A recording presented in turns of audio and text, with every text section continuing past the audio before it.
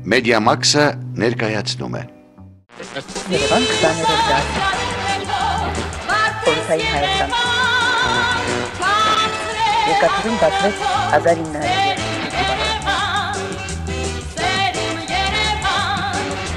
Կասկադը բացվեց 1974 թվականին։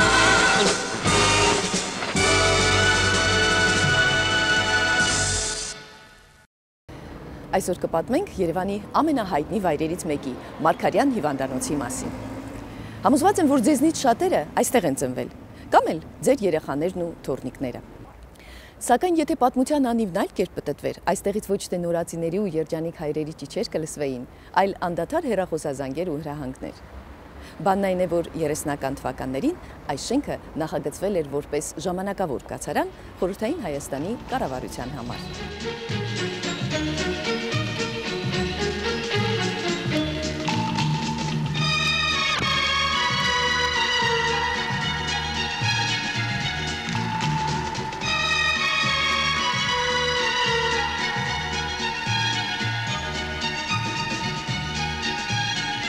Մաշտոցի Պողոտայի և Արամի փողոցի անկյունում տեղակայված Մարգարյան հիվանդանոցը ճարտարապետ Մարկ Գրիգորյանի աշխատանքների կատալոգում համեստորեն նշված է որպես 100 մահճակալ ունեցող ծննդատուն։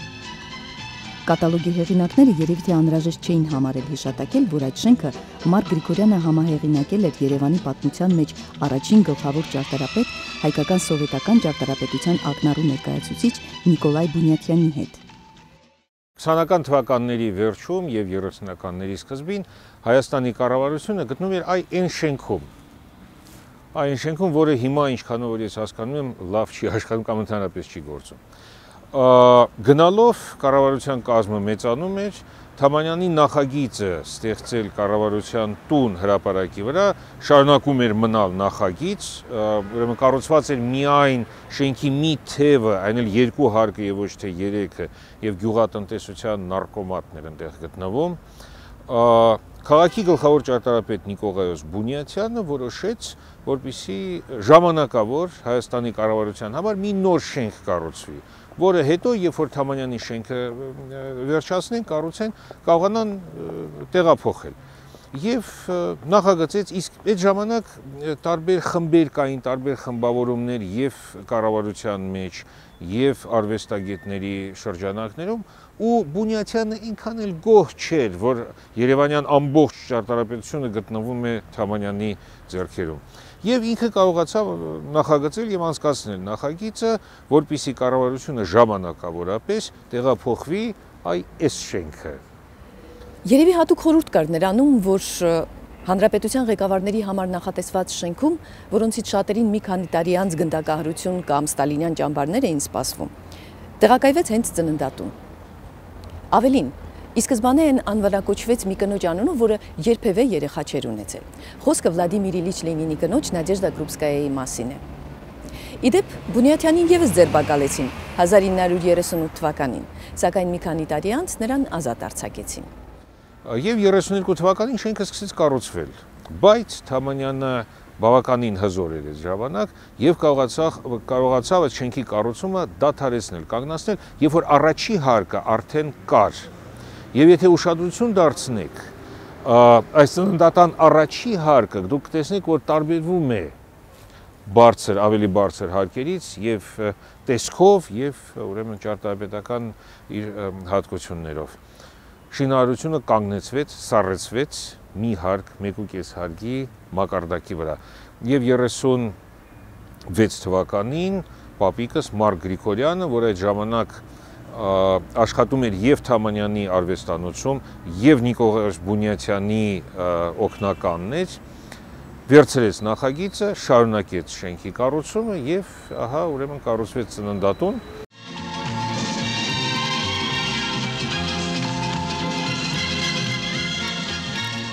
Մարգարյան հիվանդանոցն իր անունը ստացել է գիտության վաստակավոր գործիչ պրոֆեսոր Պարթև Մարգարյանի շնորհիվ։ Նա մանկաբարձության եւ գինեկոլոգիայի ինստիտուտը ղեկավարեց 1950 թվականից մինչև 1973 թվականները։ Այնուհետև մինչև 1989 թվականը ինստիտուտի տնօրենն էր Գրիգորի Օկոևը։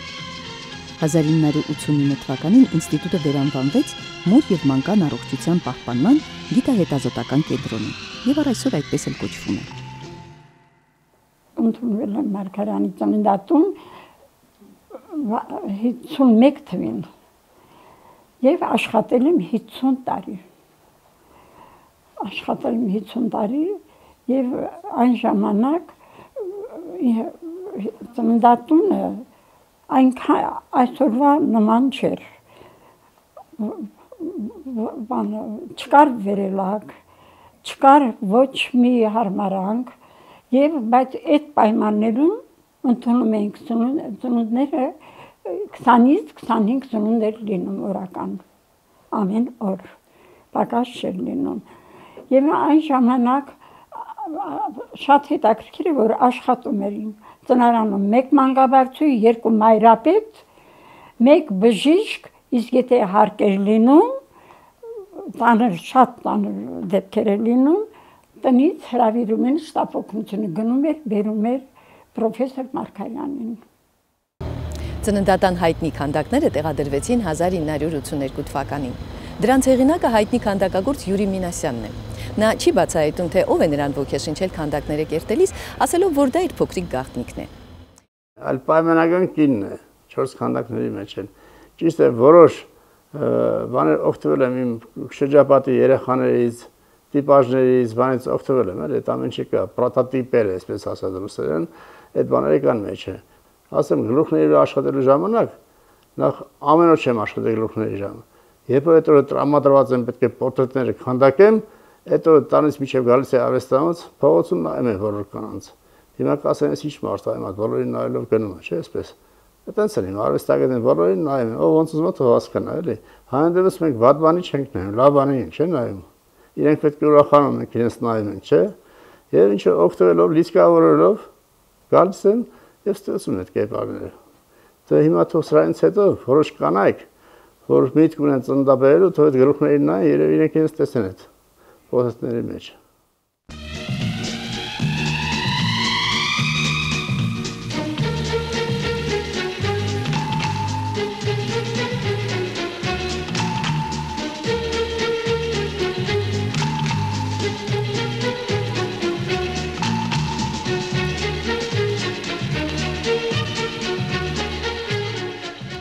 Իդեպ քանդակների հետ կապված եւս մի գաղտնիք կա։ Քանդակներից մեկում մարն ու երեխան նստած են, մոր ոտքին աքաղաղ կա։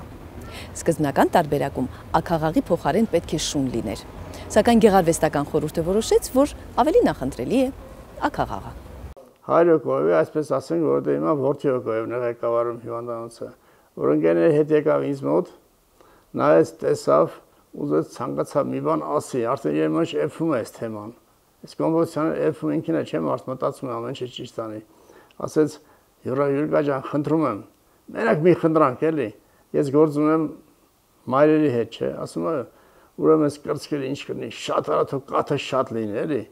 Մի մեծ գունդ կավ դրեցի, փայտով խփեցի այսպես, եւ ուրախացավ, ասեց այս ուրիշ բան չեմ անում ես։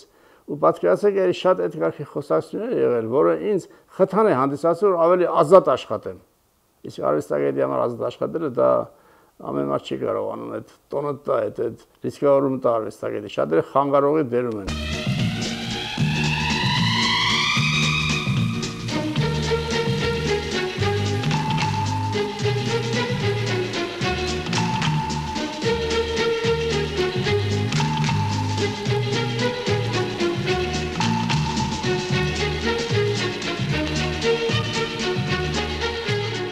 Ութսնական թվականների սկզբին ընդունարանում բարձրախոս կար։ Լավ լուրի սպասող հայրիկները եւ բարեկամները տեղեկացվում էին հենց դրա միջոցով։ Նշվում էր կնոջ անունը, հայտարարվում նորացնի քաշը, հասակը եւ մնացած տեղեկությունները։ Հետագայում բարձրախոսները փոխվեցին նորարար հեռախոսներով, որոնց միջոցով կարելի էր ոչ միայն լսել, այլև տեսնել մայրիկին եւ երեխային։ Կենտրոնի պատմության ընթացքում ծնվել են շատ եռյակներ։ Մեկ անգամ ծնվել է նաեւ քառյակ։ Ժամանակին այստեղ կանոնները շատ խիստ էին։ Ոչ ոք իրավունք չուներ բարձրանալ ծննդաբերած կնոջ մոտ։ Ապագա մայրերին ընդունում էին առանձին մուտքից, իսկ տուն էին ճանապարհում այս գլխավոր մուտքից։ Մինչև 1994 թվականը ծննդաբերությունից հետո կինը մոտ 7 օր մնում էր ծննդատանը։ Նորածիները գտնվում էին մանկական բաժանմունքում, մայրերը հետ ծննդյան։ Երեխային բերում էին մոր-մոտ միայն կերակրման համար։ Եվ միայն 1994 թվականին ներդրվեց մոր և մանկան համատեղ կեցությունը։ Խիստ էին կանոնները նաև բուժանձնակազմին գումար կամ նվեր տալու հարցում։ Պրոֆեսոր Մարգարյանի օրոք բուժանձնակազմին գումար տալն ընդունված չէր։ Պատմում են, որ այդ ավանդույթը ներթափանցեց ավելի ուշ, հարևան Թբիլիսիից։ Այն ժամանակ երբևիցե ոչ մեկի մտքով չէր անցնում, որ գումար պետք է տան եւ պետք է վերցնի կամ չվերցնի։ Գումարը չէին տալիս, բայց որ ճիշտ ասեմ, ծննդկար կարը որ գնում էր տուն, հետ էր գալիս, նա նվեր էր բերում մանկաբարձուին, թեկուզ բժշկին, իր ցանկությամբ եւ դա էլ գիտեք այն ժամանակվա նվերները Красный Москва, Սաուդի Դավիթ Արթանը, ես կարող եմ ասել, որ այդպես նվերներ մեծ հետ պատերազմյան տարիներ էր, այդ ժամանակ էլ 50-55 թվին, եւ մարդիկ եթե չվերցնեք, շատ կվիրավորվեին։ Իսկ եթե հանկարծ որևէ մի մայրապետ համարձակվեր, թեկուզ լսեին, որ մի փոքր գումար վերցրել է, ինքը չէր աշխատի իրեն պոստում, հետ ծննդյան բաժնում կամ տնարանում, իրեն տեղը արդեն դա լվացկատուններ, տուժ որպես մեկ ամիս կաշխատեր, հետո կգար շատ խելոք կաշխատեր բաժանմունքում։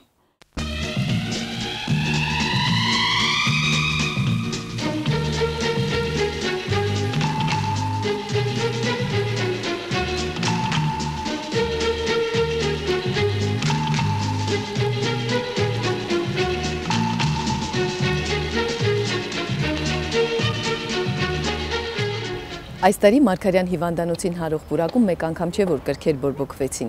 Երիտասարդ բնապահպանները ու պարզապես ակտիվ քաղաքացիները մի քանի ամիս շարունակ պայքարեցին, որպեսզի պուրակում առևտրային սրահներ չտեղադրվեն։ Հուսալքությունը մեզ համար չէր, որովհետև մենք գիտենք, որ ճիշտ ենք եւ մի եզակի էներգետիկա կար այս այգում կուտակված, որ բոլորին քաշում էր։ Եվ հուսալքության կարող էր տանել նաև այն, որ մարդիկ այն գծից այն կողմ քայլում էին, բայց չէին մտնում եւ չէին ուզում մասնակից դառնալ, այսինքն ուզում էին մնալ որպես դիտորդ։ Բայց ես կարծում եմ, որ սա չպետք է եզակի օրինակ մնա, այլ ամբողջ քաղաքում եւ երկրով մեկ պետք է մենք մաշտոցի պուրակներ ունենանք, այսինքն հայ երիտասարդը ցույց է տալիս, որ ոչ միայն պետք է կուսակցական ինչ-որ ժողովների մասնակից լինի, այլ ինքնակազմակերպվելով նա կարող է շատ կոնկրետ, փոքրիկ, բայց իրավունքի հետ կապված խնդիրներ լուծել։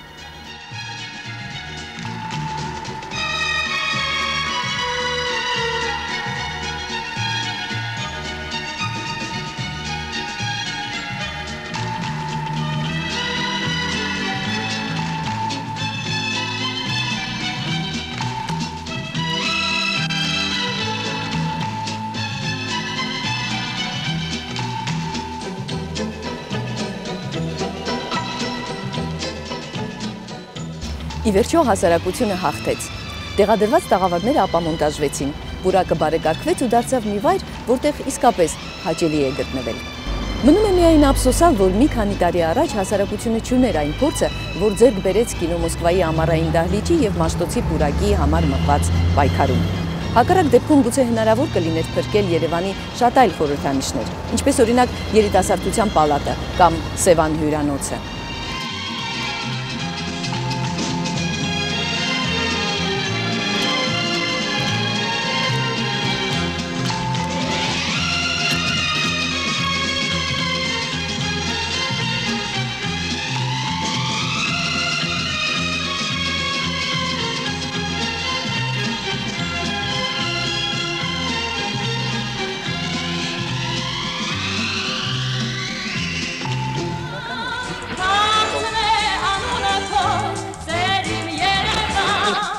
Ինքնականներին